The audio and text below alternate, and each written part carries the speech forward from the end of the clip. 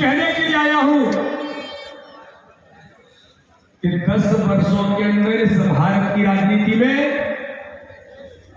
2014 से पहले का भारत और 2014 के बाद का जो आज का भारत है, 2014 का परिदृश्य देखते हैं तो मैं आज 2014 के बाद जब लिट्टी पाड़ा इधर से जब आ रहा था तो मैंने देखा कि जो सड़कें 2014 में जब मैं घूम रहा था इस क्षेत्र के अंदर, तब हालात हमारे ये थे कि मुझे ये लगता था कि गाड़ी सड़कों में कितने गड्ढे में जा रही है। व्यक्ति सड़कों पर चलता था तो उसकी हड्डी पसली टूट जाती थी। लेकिन 2014 के बाद प्रधानमंत्री मोदी की सरकार बनने के बाद, भारतीय जनता पार्टी की सरकार बनने के बाद मेरे भाइयों बहनों, मुझे बताओ आज इस संथाल के क्षेत्र में, झारखंड के अंदर अपने राजमहल से लेकर के साहिबगंज और इन सारे क्षेत्रों में भारत के प्रधानमंत्री नरेंद्र मोदी जी ने सड़कों का जाल बिछाया है कि नहीं बिछाया है। आज विकास के नए आयाम भारत के प्रधानमंत्री मोदी जी ने खड़े किए हैं। आप जब सड़कों पर जाते तो पेट का पानी नहीं हिलता। सड़क, बिजली, पानी से लेकर हर घर को माननीय प्रधानमंत्री मोदी जी ने कहा है कि मेरी सरकार बनी है तो हर गांव में, हर घर तक जल जीवन मिशन में घर घर तक पानी पहुंचाने का हमारा संकल्प है। लेकिन मेरे भाइयों बहनों, हर गरीब के जीवन को बदलने के लिए माननीय प्रधानमंत्री नरेंद्र मोदी जी ने जैसे शपथ ली थी, कहा था मेरी सरकार गरीबों को समर्पित है। तो मेरे भाइयों बहनों, मोदी जी ने गरीबी हटाने का नारा नहीं दिया जो कांग्रेस 75 सालों के इतिहास में 55 वर्ष राज करने के बाद केवल गरीबी हटाने का नारा देती रही।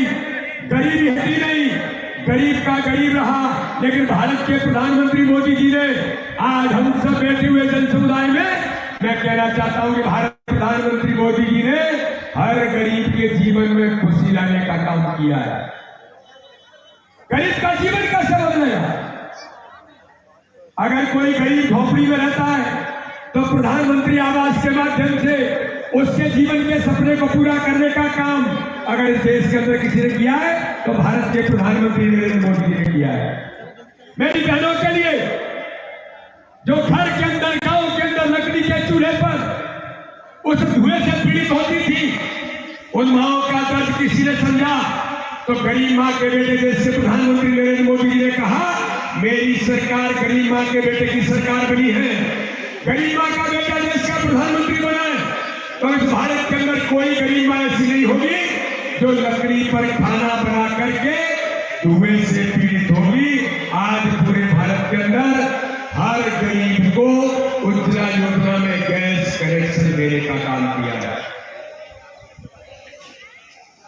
कोरोना के महामारी के संकट में पूरी दुनिया प्रभावित थी। भारत के अंदर प्रधानमंत्री मोदी जी ने कह दिया था मेरी सरकार है, इस कोरोना के महामारी के संकट में कोई गरीब भूखा नहीं सो सकता। प्रधानमंत्री गरीब कल्याण अन्न योजना में पूरे भारत के अंदर माननीय प्रधानमंत्री ने 5 किलो अन्न हर गरीब को देने का काम किया। तो आज भी 5 साल के लिए माननीय प्रधानमंत्री ने सुनिश्चित करते हुए हर गरीब को 5 किलो अन्न लगातार मिलने का काम भारत की सरकार कर रही है। इस देश के अंदर गरीब अगर बीमार हो जाए और डॉक्टर कह दे कि आपको पैसा लगेगा, 1 लाख रुपए आपके इलाज कराने के लिए, ऑपरेशन करने के लिए लगेंगे, तो आजादी के 75 वर्षों में मेरे भाइयों बहनों किसी ने इस बात की चिंता नहीं की थी कि पैसे के अभाव में गरीब इलाज से वंचित होता है। लेकिन जब गरीब का बेटा देश का प्रधानमंत्री बनता है, गरीब माँ का बेटा देश का प्रधानमंत्री बनता है, तो मुझे बताओ मेरे भाइयों बहनों, आजादी के 75 वर्षों में उन गरीब की किसी ने चिंता की तो प्रधानमंत्री मोदी जी ने कहा मेरी सरकार बनी है तो कोई गरीब पैसे के अभाव में इलाज से वंचित नहीं होगा। और आज 5 लाख रुपए का फ्री का इलाज कराने का अधिकार भारतीय जनता पार्टी की सरकार ने दिया है। लेकिन इस चुनाव के अंदर मैं आप सभी जनता जनार्दन को कहने के लिए आया हूं अभी चुनाव के 4 दिन बचे। भाई ताला मंडी के लिए वोट मांगने के लिए जाएंगे, घर घर में जाएंगे तो आप गारंटी दे दीजिए।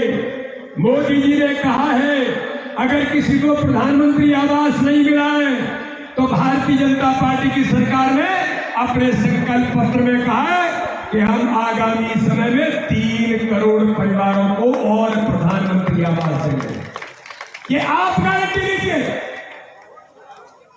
माननीय प्रधानमंत्री मोदी जी ने संकल्प पत्र में कहा है अगर कोई 70 साल के हमारे बुजुर्ग है जिनकी उम्र 70 साल की हो गई है, भगवान करे कोई बुजुर्ग बीमार नहीं हो लेकिन कभी बीमार हो जाते, किसी का बेटा इलाज कराता है कभी नहीं भी कराता है, उनके मन की पीड़ा को अगर इस भारत के अंदर किसी ने समझा तो भारत के प्रधानमंत्री नरेंद्र मोदी जी ने समझा।